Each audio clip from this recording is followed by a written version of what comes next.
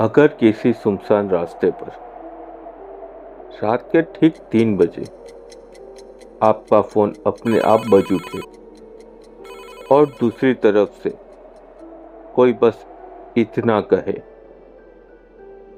तुम्हारे मरने का वक्त आ गया है, तो आप क्या करेंगे? नमस्कार दोस्तों, मैं जिमी, आपका दोस्त, और आप देख रहे हैं आपका अपना चैनल गुमनाम फसाने। आज मैं आपके लिए लेकर आया हूं एक ऐसी खौफनाक कहानी जहां एक बंद पड़ा पोस्ट ऑफिस, एक पुराना टेलीफोन और एक आखिरी कॉल इंसान को उसकी मौत तक पहुंचा देती है। तो अगर आप हिम्मत रखते हैं, लाइट बंद कीजिए, हेडफोन लगाइए, क्योंकि ये कहानी है आखिरी कॉल की। माधवगढ़ यह नाम सुनते ही आसपास के 10 कोस तक लोग अपने दरवाजे बंद कर लेते थे। अरावली की पहाड़ियों के बीच बसा यह गांव कभी आबाद हुआ करता था, लेकिन अब यहां सिर्फ सन्नाटा और वीरानी फैली हुई थी। गांव के ठीक बीचों बीच बरगद के एक विशाल पेड़ के नीचे एक पुरानी इमारत खड़ी थी।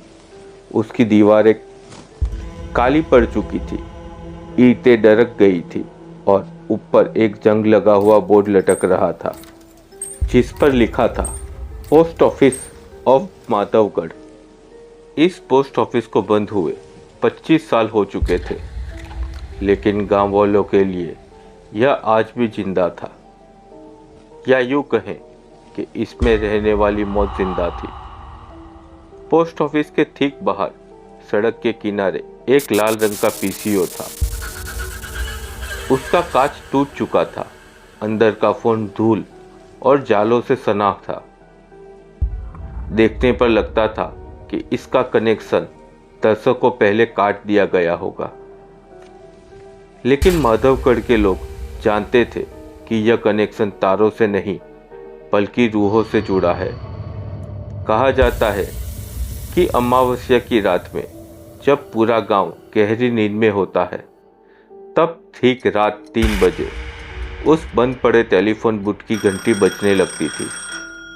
वो आवाज़ इतनी तेज और चुभने वाली होती थी कि मीलों तक सुनाई देती, लेकिन कोई हिम्मत नहीं करता था घर से बाहर निकलने की, क्योंकि जो भी उस कॉल को उठाता उसे उस तरफ से सिर्फ एक ही संदेश मिलता, तुम्हारे मरने का समय आ गया है और मैं तुम्हें लेने आ रहा हूं। कहानी शुरू होती है आर्यन नाम के एक युवान पत्रकार से। आर्यन शहर का रहने वाला था और अंधविश्वासों पर यकीन नहीं रखता था। उसका काम ही था ऐसी डरावनी जगहों का सच सामने लाना और लोगों के डर को दूर करना। जब माधवगढ़ के इस मौत के टेलीफोन के बारे में सुना तो उसने ठान लिया कि वो इस राज का पर्दाफाश करेगा। वह अपनी जीप लेकर माधवगढ़ के लिए निकल पड़ा। गांव में घुसते ही उसे एक अजीब सा भारीपन महसूस हुआ। सड़कें सुनसान थी और इक्का दुक्का लोग दिखाई दे रहे थे। उनकी आंखों में एक अजीब सा खौफ था। आर्यन ने गांव के सरपंच रामदीन काका से मुलाकात की। तुम शहर के हो, इन बातों को नहीं समझोगे, रामदीन ने हुक्का गुड़गुड़ाते हुए कहा। उनकी आवाज में एक अजीब सा कंपन था। वो टेलीफोन बूथ वो नरक का दरवाजा है, जो वहां गया वो कभी वापस नहीं आया। आर्यन हंसा। काका, टेलीफोन तारों से चलते हैं, अगर कनेक्शन ही नहीं है तो घंटी कैसे बजेगी? कोई शरारती तत्व होगा जो गांव को डरा रहा है। आज रात में मैं वहीं रुकूंगा और देखूंगा कि कौन कॉल करता है। सरपंच ने उसे बहुत रोका, लेकिन आर्यन नहीं माना। उसने अपना कैमरा, टॉर्च और वॉइस रिकॉर्डर ले लिया और ठीक उसी पुराने पोस्ट ऑफिस के सामने अपनी जगह बना ली। रात के 12 बज चुके थे। माधवगढ़ पर अंधेरे की चादर लिपटी हुई थी। पोस्ट ऑफिस की इमारत चांदनी रात में किसी विशाल राक्षस जैसी लग रही थी। हवा के झोंके जब टूटी हुई खिड़कियों से टकराते तो ऐसा लगता जैसे कोई अंदर से रो रहा हो। आर्यन अपनी कार के बॉनेट पर बैठा उस टेलीफोन बूथ को घूर रहा था। बूथ बिल्कुल शांत था, सब बकवास है। उसने मन ही मन सोचा। 1:30 बज गए, कुछ नहीं हुआ। वक्त बीतता गया। घड़ी की सुई अब 2:55 पर पहुंची। अचानक हवा रुक गई। जो कुत्ते दूर से ही भौंक रहे थे वो एकदम चुप हो गए। सन्नाटा इतना गहरा था कि आर्यन को अपनी धड़कनें सुनाई देने लगी। और तभी ठीक 3 बजे आर्यन चौंक गया। उसने इधर उधर देखा। क्या उसका वहम था? नहीं, आवाज उसी बूथ से आ रही थी। वो बूथ जिसका तार जमीन पर टूटा पड़ा था, जिसका रिसीवर धूल में सना था। उसकी घंटी ऐसे बज रही थी जैसे वो कोई नया टेलीफोन हो। आवाज गूंज रही थी, पूरे सन्नाटे को चीरती हुई। आर्यन ने अपना कैमरा ऑन किया। उसके हाथ कांप रहे थे, डर से नहीं बल्कि रोमांच से। वो धीरे धीरे बूथ की तरफ बढ़ा। कदम दर कदम घंटी की आवाज तेज होती गई। वो बूथ के पास पहुंचा। अंदर का नजारा देखकर उसकी सांसें अटक गई। फोन पर जमी धूल पर ताजा उंगलियों के निशान थे, जैसे अभी अभी किसी ने उसे छुआ हो। जबकि आर्यन वहां अकेला था। उसने कांपते हाथों से रिसीवर की तरफ हाथ बढ़ाया। उसका दिल कह रहा था, मत उठा, भाग जा यहां से। लेकिन उसका दिमाग उस रहस्य को जानना चाहता था। उसने रिसीवर उठाया और कानों से लगा लिया। दूसरी तरफ गहरा सन्नाटा था। कोई शोर नहीं, कोई सांस नहीं। हेलो, कौन है? आर्यन ने अपनी आवाज को मजबूत रखने की कोशिश की। चंद पलों की खामोशी के बाद एक आवाज आई। वो आवाज किसी इंसान की नहीं लग रही थी। वो ऐसी लग रही थी जैसे सूखी पत्तियों को कुचला जा रहा हो, भारी और बेहद ठंडी। आर्यन। आर्यन के पैरों तले जमीन खिसक गई। वो उसका नाम जानता था। कौन हो तुम? ये मजाक बंद करो, आर्यन चिल्लाया। तभी वो मनहूस वाक्य गूंजा। तुम्हारे मरने का समय आ गया है और मैं तुम्हें लेने आ रहा हूं। और उसके बाद लाइन कटने की आवाज नहीं आई, बल्कि एक हंसी सुनाई दी। एक ऐसी हंसी जो रिसीवर से नहीं बल्कि उसके ठीक पीछे से आ रही थी। आर्यन ने पीछे मुड़कर देखा। वहां कोई नहीं था, सिर्फ पोस्ट ऑफिस का पुराना लोहे का गेट हवा में झूल रहा था। शर्मराहट की आवाज के साथ गेट थोड़ा खुला। आर्यन भागना चाहता था अपनी जीप की तरफ, लेकिन एक अदृश्य शक्ति उसे उस पोस्ट ऑफिस की तरफ खींच रही थी। उसकी पत्रकार वाली जिज्ञासा अब खौफ में बदल चुकी थी। फिर भी उसे लगा कि आवाज इस इमारत के अंदर से आई है। उसे लगा कि शायद कोई अंदर छुपा है जो प्रैंक कर रहा है। वो पोस्ट ऑफिस के अंदर दाखिल हुआ। अंदर धूल की मोटी परत थी और कबूतरों की पीठ की बदबू। पुरानी मेज, फटी हुई फाइलें और बिखरे हुए पत्र। उसने अपनी टॉर्च की रोशनी एक दीवार पर डाली। वहां एक पुरानी तस्वीरों की एक गैलरी थी। एक तस्वीर पर उसकी नजर गई। वो तस्वीर एक पोस्ट मास्टर की थी। नाम लिखा था सूर्यकांत त्रिपाठी, 1985। इस तस्वीर में पोस्ट मास्टर के हाथ में वही टेलीफोन रिसीवर था जो बाहर बूथ में लगा था।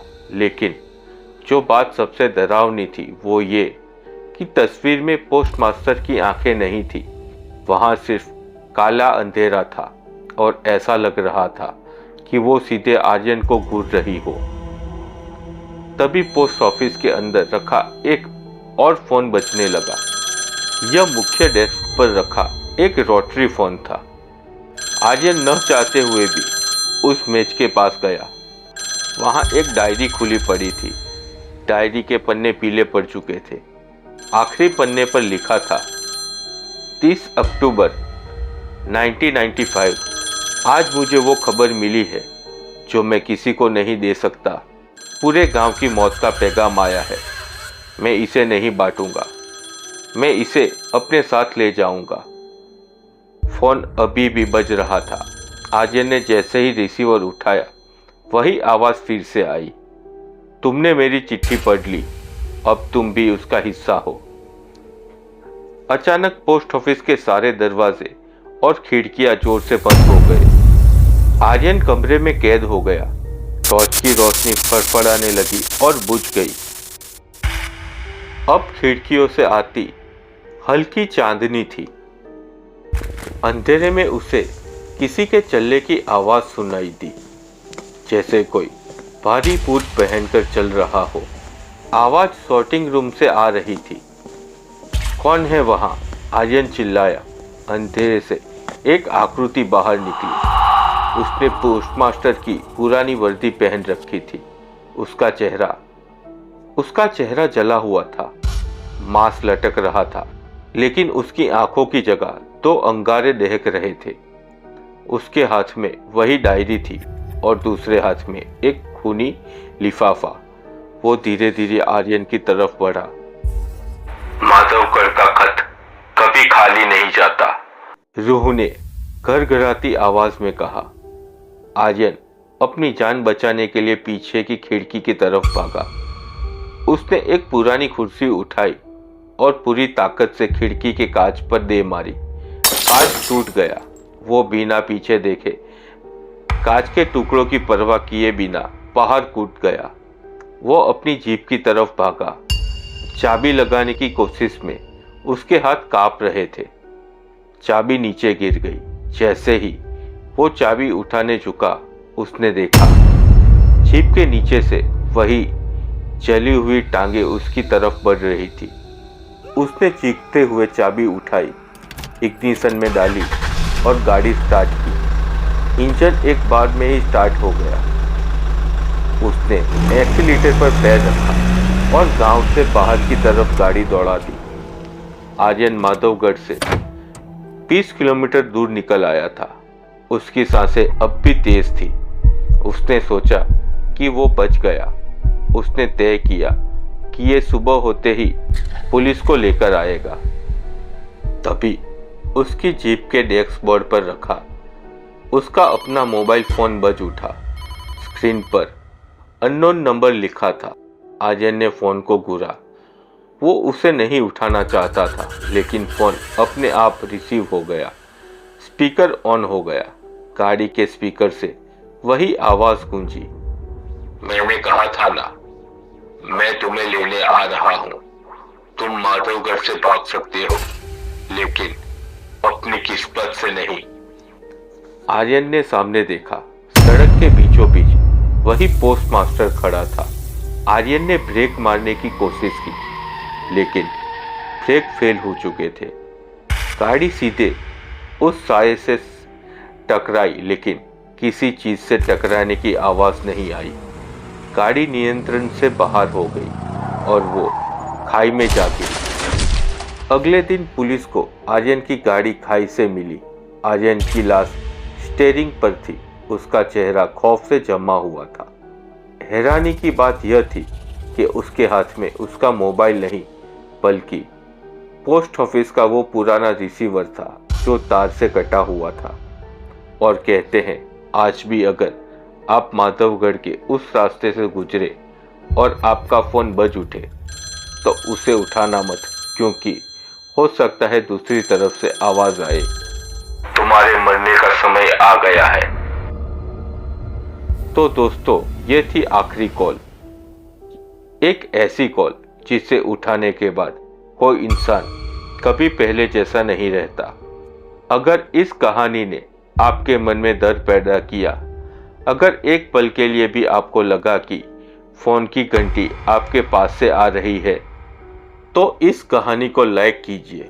और अगर आपको ऐसे ही सच्चे लगने वाली खौफनाक और रहस्यमयी कहानियां पसंद है तो अपने इस चैनल गुमनाम फसाने को सब्सक्राइब करिए और बेल आइकन को ऑल पर ज़रूर सेट कीजिए। कमेंट में ज़रूर बताइए आपको ये कहानी कैसी लगी और क्या आप कभी ऐसी आवाज़ या कॉल का हिस्सा बने हैं। और हाँ, संभल कर रहिए क्योंकि कुछ कहानियाँ सिर्फ कहानियाँ नहीं होती।